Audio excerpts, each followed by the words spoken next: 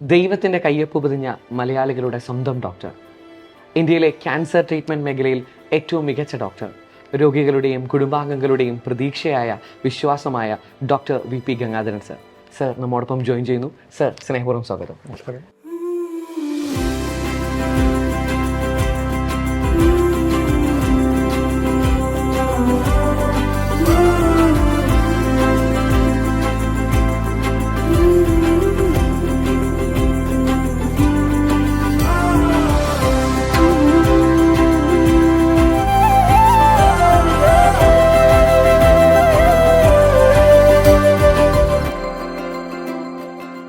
Sir ഒരു family business ബാക്ക്ഗ്രൗണ്ടിൽ നിന്ന് വരുന്ന ഒരാളാണല്ലോ. സാർ, എന്നാണ് താങ്കളുടെ പാഷൻ ഡോക്ടർ ആവുക ആണ് എന്ന് തിരിച്ചറിഞ്ഞത്? തിരിച്ചറിഞ്ഞില്ലായിരുന്നു. എന്താണെന്ന് വെച്ചാൽ ഞാൻ പഠിക്കുന്ന സമയത്തൊക്കെ ആണെങ്കിലും ബയോളജി അല്ലായിരുന്നു എൻ്റെ സബ്ജക്റ്റ്, ഇഷ്ടമുള്ള സബ്ജക്റ്റ്. എനിക്കിഷ്ടമുള്ള സബ്ജക്റ്റ് മാത്തമാറ്റിക്സ് ആണ്, കണക്കാണ്. അതുകൊണ്ട് തന്നെ അങ്ങനൊരു ചിന്താഗതി പോയിട്ടേ ഇല്ല. പിന്നെ അന്നത്തെ കാലത്തൊക്കെ ഈ SLCക്ക്, ഇപ്പോഴത്തെ 10th നമ്മൾ കൂടുതൽ മാർക്ക് കിട്ടിക്കഴിഞ്ഞാൽ ചൂസ് ചെയ്യുന്നത് ഫസ്റ്റ് ഗ്രൂപ്പ് അല്ലെങ്കിൽ സെക്കൻഡ് ഗ്രൂപ്പ് അങ്ങനെയാണ്. അതിൽ കൂടുതലും സെക്കൻഡ് ഗ്രൂപ്പ് വരെയായിരിക്കും അന്ന് പോകുന്നത്. അങ്ങനെ പോയി സെക്കൻഡ് ഗ്രൂപ്പിന് ജോയിൻ ചെയ്യണം.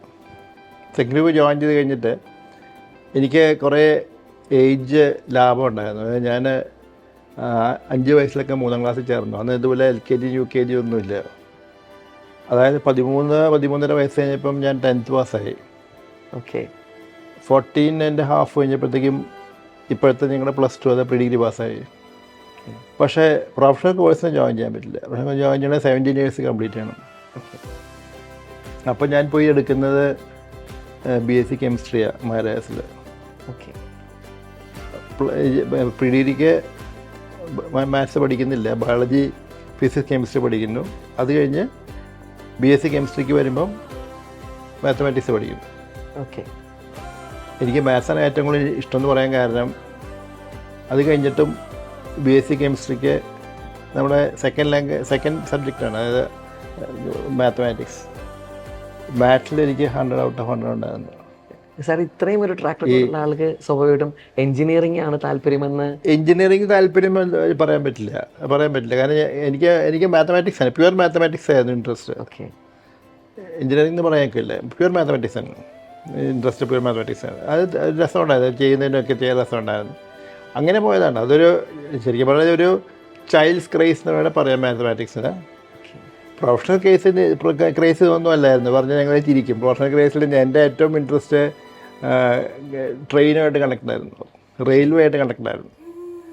ആ കണക്ഷൻ എന്ന് പറഞ്ഞാൽ നമ്മൾ കുട്ടിക്കാലത്ത് ഫിക്ഷനും കഥകളും ഒക്കെ വായിച്ചിങ്ങനെ പോകുന്ന സമയത്ത് ഞാൻ ഏറ്റവും ഇൻട്രസ്റ്റോടെ വായിച്ചുകൊണ്ടിരുന്നത് മുഴുവൻ റെയിൽവേ ഗൈഡുകളായിരുന്നു. എല്ലാ വർഷവും 2 റെയിൽവേ ഗൈഡ് ഇറങ്ങും. ഒരു ജനുവരിയിൽ ഇറങ്ങും, മിഡിൽ ഓഫ് ദി ഇയറിൽ ഇറങ്ങും. ഇൻട്രസ്റ്റ് വേറൊന്നുമല്ല, ഇന്ത്യയിലെ ഏറ്റവും ഫാസ്റ്റായിട്ട് പോകുന്ന ട്രെയിൻ ഏതൊക്കെയാണ്, ഏതൊക്കെ ട്രെയിൻസിന് എവിടെയൊക്കെ സ്റ്റോപ്പ് ഉണ്ടാവും. ഒരു ചൈൽഡ് ക്രേസ് എന്ന് പറയാം. അതുകൊണ്ട് തന്നെ അന്നൊക്കെ കുട്ടിക്കാലത്തൊക്കെ ഗാർഡാവണമെന്നായിരുന്നു ആഗ്രഹം.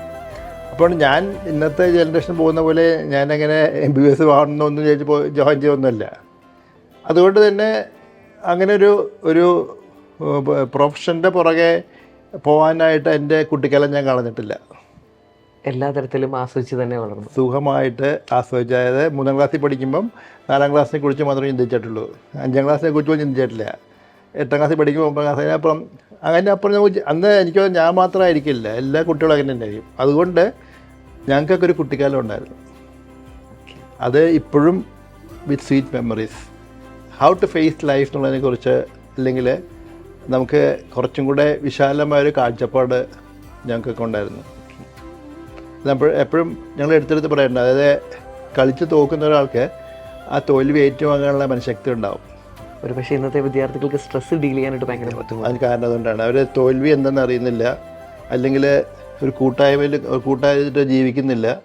ഇത് ഹോസ്റ്റലിൽ പിടിയിരി ഹോസ്റ്റലിൽ മഹാരാജ് കോളേജിൽ ഹോസ്റ്റലിൽ ജീവിക്കുക എന്ന് പറഞ്ഞാൽ, മഹാരാജ് ഹോസ്റ്റൽ ചെറിയ എക്സാമ്പിൾ പറയുകയാണെങ്കിൽ നമുക്ക് ആർക്കും റൂം അലോട്ട്മെൻ്റ് ഉണ്ട്, പക്ഷേ സ്വന്തമായിട്ട് റൂം എന്ന് പറയാൻ സാധിക്കില്ല. ഇപ്പം നമ്മുടെ മുറിയിൽ മഹാരാജ് കോളേജിൽ നമ്മുടെ മുറിയിൽ വന്ന് കിടന്നുറങ്ങുന്നത് ചിലപ്പോൾ നമ്മുടെ നമ്മൾ ബെഡിൽ കിടന്നുറങ്ങുന്നത് വേറെ ആളായിരിക്കും. രാവിലെ നമ്മുടെ ഷർട്ട് ഇട്ടുകൊണ്ട് ഇറങ്ങിപ്പോകുന്ന ആൾ വേറെ ഒരാളായിരിക്കും. പക്ഷെ ആരും അങ്ങോട്ടും ഇങ്ങോട്ടും അതിനെക്കുറിച്ച് അന്വേഷിക്കാറില്ല, ചോദിക്കാറില്ല. ഇപ്പോൾ നമ്മൾ തേച്ച് അടക്കി വെച്ചിരിക്കുന്ന ഷർട്ട് ചിലപ്പോൾ ക്ലാസ്സിൽ ചെല്ലുമ്പോൾ വേറെ ഇട്ടുകൊണ്ട് ക്ലാസ്സിൽ ഇരിക്കുന്ന കാണാൻ പറ്റും. അത്രമാത്രം നമുക്കൊരു ഷെയറിങ് മെൻറ്റാലിറ്റിയും അത്രമാത്രം ഈ ഒരു പറയില്ല നമ്മുടെ ടു ഫേസ് ലൈഫിൻ്റെ ഡിഫറെൻറ്റ് ആംഗിൾ എന്ന് പറയുന്നത് അത് ഭയങ്കരമായിട്ട് കിട്ടുമായിരുന്നു അന്നത്തെ കാലത്ത്. That is something which we use to enjoy also. ഇപ്പോൾ ഇപ്പോഴും ആലോചിച്ച് കഴിഞ്ഞാൽ നമ്മൾ ഈ ചെയ്ത ആൾക്കാരൊക്കെ ഇപ്പോഴും ഉണ്ട് പലരും.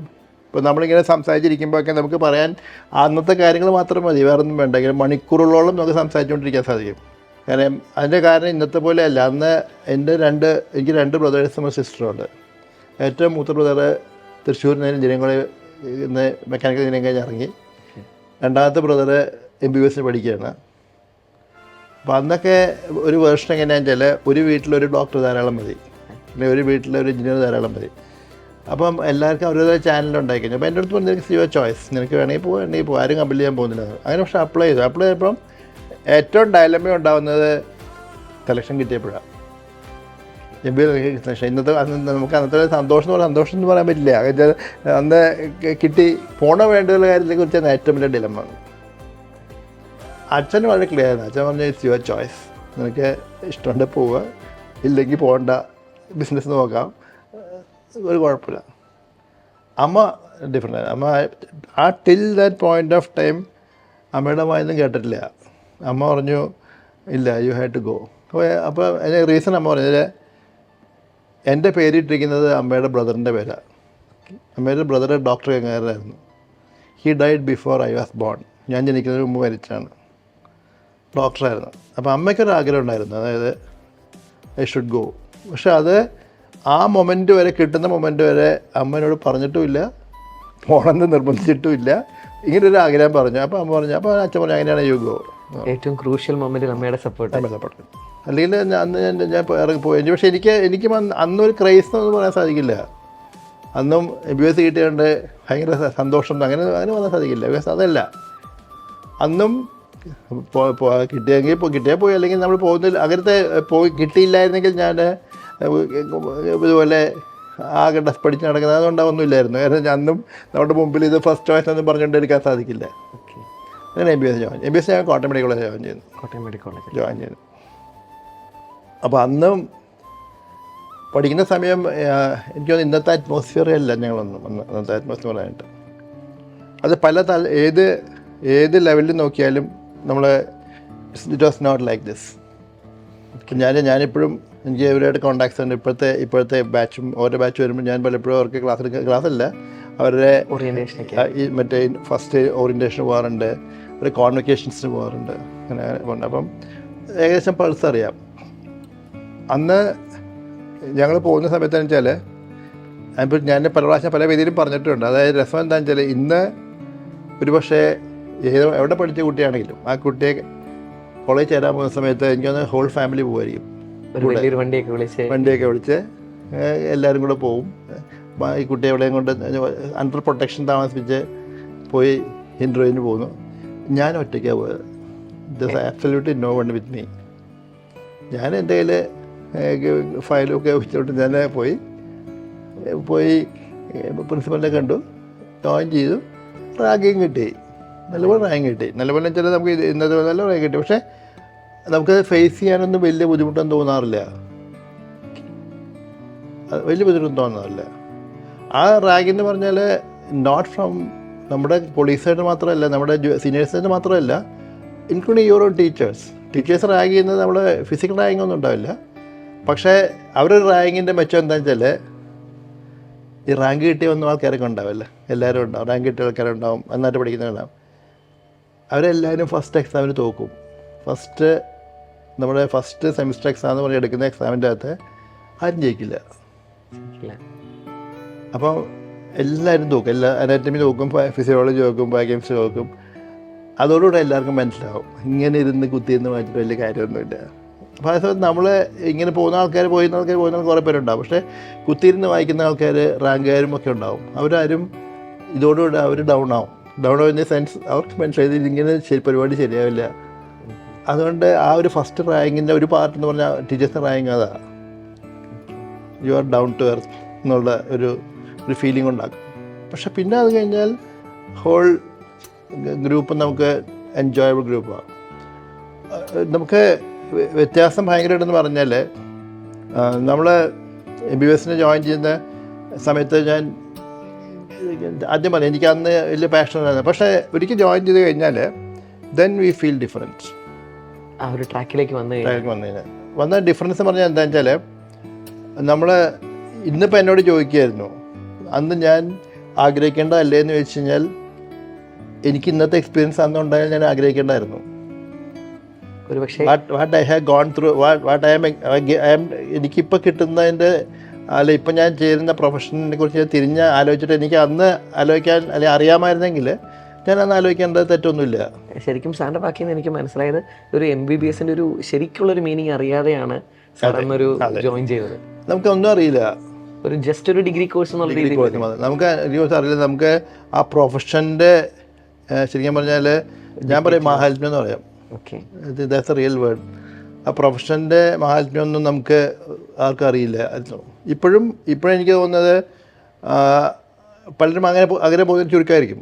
ഇപ്പോഴും അതുകൊണ്ടൊന്നും ആയിരിക്കില്ല. ഇപ്പോഴും എനിക്ക് തോന്നുന്നത് MBBS എന്നുള്ളൊരു ക്രൈസ് കൊണ്ട് പോകുന്നതല്ലാതെ അതിൻ്റെ ഒരു മറുവശത്ത് നമ്മളിപ്പോൾ പലപ്പോഴും പലരും കാണാറുണ്ട്. അതായത് MBBS പോകരുത് കാരണം ടഫാണ്, അല്ലെങ്കിൽ MBBS പോകരുത്, പോയി കഴിഞ്ഞാൽ നമ്മുടെ ലൈഫ് തീർന്നു, അല്ലെങ്കിൽ MBBS ഇടുന്ന എഫർട്ട് ഇതിൻ്റെ ഉള്ള പ്രതിഫലം നമുക്ക് കിട്ടുന്നില്ല, അതൊക്കെ എല്ലാം കാണാറുള്ളൂ. അതുകൊണ്ട് MBBS പോകരുതെന്ന് പറഞ്ഞ് MBBS പഠിക്കുന്ന പിള്ളേരെ കുറേ ഇഷ്ടംപോലെ കാണാറുണ്ട്. ഇപ്പോൾ MBBS പോയി ജോയിൻ ചെയ്ത ആൾക്കാർ ഇത് മോശപ്പെട്ട കോഴ്സാന്ന് പറയുന്നത് I think they are wrong.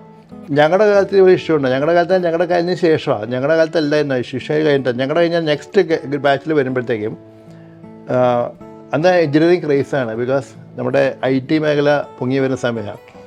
അപ്പം കമ്പാരിസൺ എങ്ങനെയാണെന്ന് വെച്ചാൽ MBBS ജോയിൻ ചെയ്ത ഒരാളും എഞ്ചിനീയറിങ് കഴിഞ്ഞ ഒരാൾ പോയി ഒരു 5 സാലറി വാങ്ങിക്കുമ്പം MBBS കഴിഞ്ഞ ആൾ ഹൗസ് റെൻസ് ആയിട്ട് ഇങ്ങനെ നടക്കുകയായിരിക്കും 300-400 ശമ്പളമായിട്ട്. They feel dejected. കാരണം ടോപ്പറായിരിക്കും MBBS പോയത്, പക്ഷേ എഞ്ചിനീയറിംഗ് പോയത് ടോപ്പർ ആയിക്കോണമെന്നില്ല. അപ്പോൾ they compare, they feel that engineering ആണ് നല്ല പ്രൊഫഷൻ, നമ്മുടെ വെറുതെ ലൈഫ് കളയല്ലേ എന്ന് ചോദിക്കും.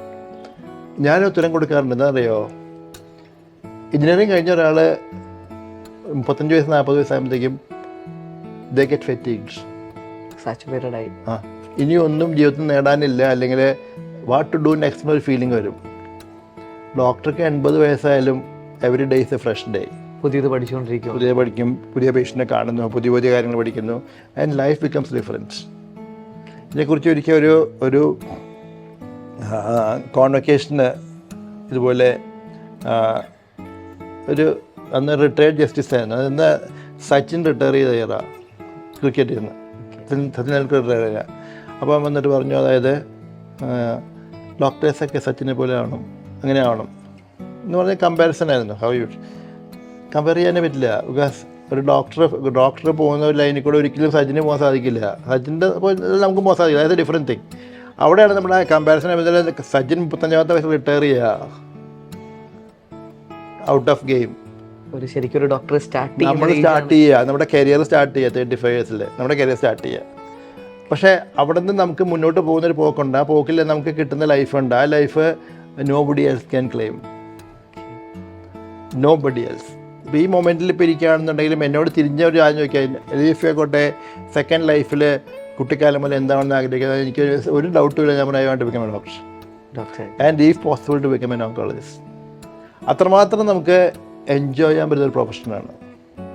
അപ്പോൾ ദെൻ ഇറ്റ് കംസ് നമ്മുടെ criteria for your success in life എന്താണെന്നാണ് നമ്മുടെ വ്യത്യാസം വരിക. ക്രൈറ്റീരിയയിലെ പൈസ മാത്രമാണെങ്കിൽ MBBS പോകരുത്. Don't go for MBBS. നമുക്ക് അതിന് ഇടുന്ന എഫർട്ടിൻ്റെ ഒരു 10% എഫർട്ട് മതി വേറെ മേഖലയിൽ യു ക്യാൻ മേക്ക് മിൻ മണി. പക്ഷേ അതേ സമയത്ത് suppose somebody asked professional satisfaction ചോദിച്ചാൽ ഞാൻ പറയും no other profession can claim except probably teachers, good teachers. ഇവിടെ നമുക്കതുപോലെയാണ്. നമുക്കെന്താണ്, നമുക്ക് നമ്മുടെ അടുത്ത് വരുന്ന ഓരോ പേഷ്യൻറ്റും അല്ലെങ്കിൽ നമ്മൾ ട്രീറ്റ്മെൻറ്റ് എടുത്തു വന്ന ഓരോ പേഷ്യൻറ്റും they feel that they belong to you and we get a feeling that we belong to them. ആ ഒരു ബിലോങ്ങിങ്നെസ് ഉണ്ട്. അതാണ് മെഡിക്കൽ പ്രൊഫഷനിലെ ഏറ്റവും രസകരമായിട്ടുള്ള ഭാഗവും നമ്മൾ എൻജോയ് ചെയ്യുന്ന ഭാഗവും. സാറേ ഞാനിനി ചോദിക്കാൻ ആഗ്രഹിക്കുന്നത്, ഇപ്പോൾ മറ്റ് ഡിപ്പാർട്ട്മെൻറ്റുകളായിട്ട് വെച്ച് നോക്കുമ്പോൾ ഓങ്കോളജി ഡിപ്പാർട്ട്മെൻറ്റിലെ ഡോക്ടേഴ്സ് പേഷ്യൻസുമായിട്ടും അവരുടെ ഫാമിലി ആയിട്ടും ഒരുപക്ഷെ അവരുടെ കുട്ടികളുമായിട്ടുമൊക്കെ ഒരുപക്ഷെ കുറച്ചും കൂടി ഒരു ആത്മബന്ധം പുലർത്തുന്ന ഒരു സാഹചര്യമാണ്. സാറിൻ്റെ ഒരു ജീവിതത്തിൽ ഒരു പേഷ്യൻറ്റിനെ ട്രീറ്റ് ചെയ്യേണ്ടി വരുമ്പം ഒരു ഫാമിലി മെമ്പറിനെ തന്നെ ട്രീറ്റ് ചെയ്യുന്ന പോലെ ഒരു സിറ്റുവേഷൻസ് വരികയും they become part of our life, family ആണെന്നൊരു അത് കംപ്ലീറ്റ്. അതിൻ്റെ ഉദാഹരണം ഞങ്ങൾ ഇരിക്കുന്ന മുഴുവൻ കാണാം. ഇരിക്കുന്ന സാധനങ്ങളൊന്നും ഞാൻ വാങ്ങിച്ച സാധനങ്ങളൊന്നും ഉണ്ടാവില്ല അവിടെ. It will be all given by different people. ഇത് ഈ ഇരിക്കുന്നത് ഇല്ലേ, ഇത് ഖത്തറിലെ വേൾഡ് കപ്പിന് വേണ്ടിയിട്ട് ഈ ഉരു അവിടുന്ന് അവിടുത്തെ റോയൽ ഫാമിലി 3 ഉരു ചോദിച്ചിട്ടുണ്ട്. ഇത് ഉണ്ടാക്കുന്നത് ബേപ്പൂര ഉരു ഉണ്ടാക്കുന്നത്. അതിൻ്റെ മോഡല് അവിടെ സബ്മിറ്റ് ചെയ്യുന്നതിന് മുമ്പ് അവർ മോഡൽ എനിക്ക് കൊണ്ട് തന്നൊരു പേഷ്യൻ്റ് പുള്ളിയാണ് ഉണ്ടാക്കുന്നത്. അല്ലേ, അങ്ങനെ ഓരോരോ സാധനം നമ്മുടെ മുമ്പിൽ വരും. ഇരിക്കുന്ന സാധനം ഞാൻ അകത്ത് വേണമെങ്കിൽ പോയി കാണിച്ചു തരാം, അവിടെ നിങ്ങൾക്ക് മനസ്സിലാവും. അതായത് ഇറ്റ്സ് ഡിഫറെൻറ്റ്. ഓരോരുത്തർ സ്വന്തം കൈ കൊണ്ട് വരച്ചുകൊണ്ട് തന്ന സാധനങ്ങളാണ് എല്ലാം. ഇതിനൊരു ചെറിയ ഭാഗമേ ഉള്ളത്, ഇഷ്ടംപോലെ. It reflects. ഇതിനകത്തിരിക്കുന്ന സാധനങ്ങളെല്ലാം എനിക്കറിയാം, ആര് തന്നാന്നറിയാം, ഏത് സാഹചര്യം തന്നാന്നറിയാം.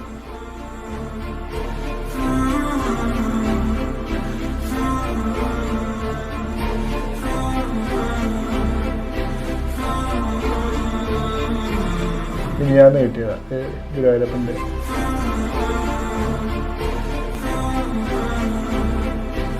ഇന്നത്തെ 2 എക്സാമ്പിൾ പറഞ്ഞുതരാം. ഇന്നിപ്പോൾ 2-3 ഞാൻ ഒപ്പി കഴിഞ്ഞ് വരിക.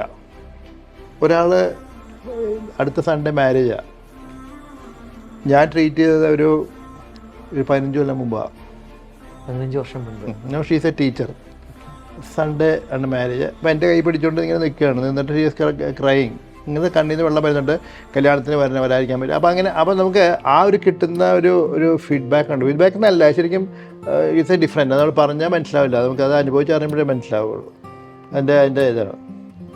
ഇന്ന് അതുപോലെ ട്രിവാൻഡ്രത്ത് നിന്ന് വന്ന ഒരാൾ ഇന്ന് വരുന്നത് എനിക്ക് മാങ്ങ അച്ചാറും അതുപോലെ കുറേ ഉണ്ണിയപ്പം കൊണ്ടായിക്കൊണ്ട് വരുന്നത്. അതിലൊക്കെ നമുക്ക് ആ അപ്പം വാങ്ങിച്ചുകൊണ്ട് തരുന്നുള്ളതല്ല, ഇത് അവർ ഉണ്ടാക്കിക്കൊണ്ടിരുന്നത് മാത്രമല്ല, അതിൻ്റെ പുറകെ ഒരു ആത്മാർത്ഥതയുണ്ട്, ആ ഒരു സ്നേഹം എന്നുള്ള സാധനമുണ്ട്. അതാണ് that is what you get back. അത് ബാക്കി സ്പെഷ്യാലിറ്റി കിട്ടില്ല. കാരണം ഇവരൊക്കെ നമുക്ക് നമ്മുടെ കൈ കൂടെ പോകുന്ന ഒരു ലൈഫ് പോലെ വരും. അപ്പോൾ ഞാനെപ്പോഴും പറയാനെന്ന് വെച്ചാൽ, നമ്മൾ ശരിക്കും പറയുകയാണെങ്കിൽ നമ്മൾ ചെറിയ ഒരു നേരിയ നൂൽപ്പാലത്തിലൂടെ നടന്നു പോവുകയാണ് ഒരു ഓങ്കോളജിസ്റ്റ്. പേഷ്യൻ്റ് ഇക്കരെ നമ്മളിപ്പുറത്തുനിന്ന് അക്കരെ കടന്നാൽ മാത്രമേ രക്ഷപ്പെടുകയുള്ളൂ. അക്കരെ കടക്കണം. പക്ഷെ ആ നടന്നു പോകുമ്പോൾ 2 വശത്തും പ്രശ്നങ്ങൾ. വെള്ളമാണ്. നമ്മൾ പാലത്തിന് 2 വശത്തും വെള്ളമായിരിക്കുമല്ലോ. ഒരു വശത്തെ വെള്ളം എന്ന് പറയുന്നത് അസുഖമാണ്, അസുഖം കൊണ്ടുള്ള മരണമാണ്. മറുവശത്തെ മരണം എന്ന് പറയുന്നത് നമ്മൾ കൊടുക്കുന്ന ട്രീറ്റ്മെൻ്റ് കൊണ്ടുള്ള മരണമാണ്. അത് ഡബിൾ എഡ്ജ്ഡ് വെപ്പൺ എന്ന് പറയും.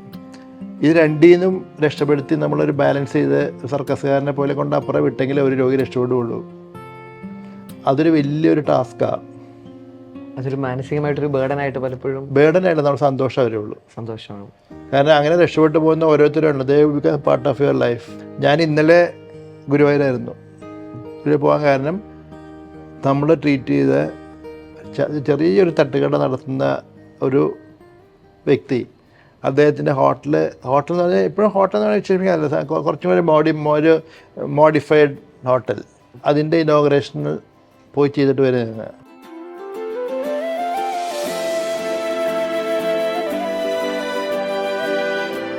അവിടെയൊക്കെ അവർക്കൊക്കെ ദേ ഫീൽ ദാറ്റ് നമ്മുടെ ജീവിതത്തിൻ്റെ ഭാഗമാണെന്നുള്ളതാണ്.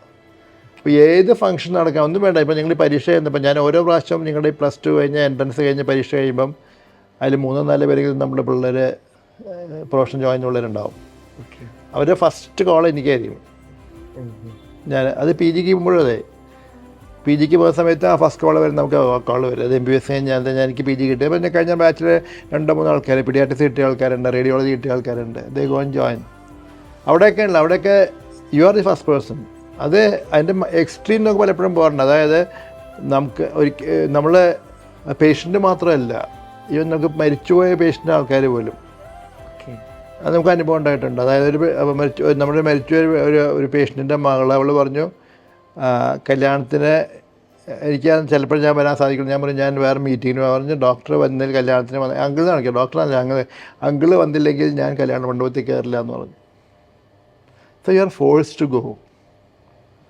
ആ അറ്റാച്ച്മെൻറ്റ് എന്താണെന്ന് അതാണ് ഞാൻ പറഞ്ഞത്. ഇപ്പോൾ MBBS പഠിക്കുന്ന പിള്ളേരൊക്കെ മനസ്സിലാക്കിയിരിക്കേണ്ടത്, അല്ലെങ്കിൽ MBBS ആസ്പിരൻസ് മനസ്സിലാക്കിയിരിക്കേണ്ടത്, നമ്മുടെ പ്രൊഫഷണൽ ലൈഫിൽ കിട്ടുന്ന ഒരു സാധനം ഉണ്ടല്ലോ, ആ സാധനം കമ്പയർ ചെയ്യാനേ പറ്റില്ല വേറൊരു പ്രൊഫഷനായിട്ടും.